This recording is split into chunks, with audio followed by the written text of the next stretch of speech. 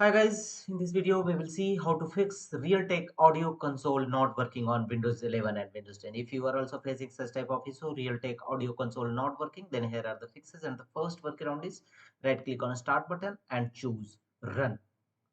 You may press Win plus R shortcut key to launch run dialog box and here type services.msc and click on OK. This command will open services windows in your system, and in services windows look for the option Realtek audio service.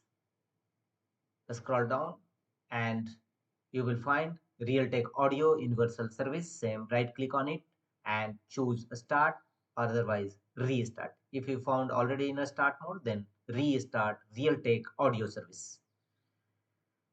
Thereafter apply a double click on it to open its properties and go to a startup type section and set a startup type as automatic.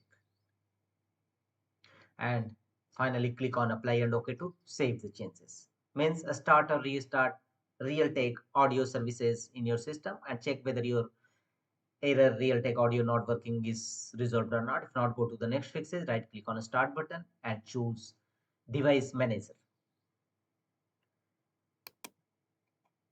In device manager windows, expand the section sound, video and game controllers.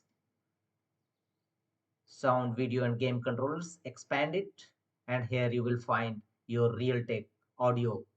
Right click on it and choose update driver.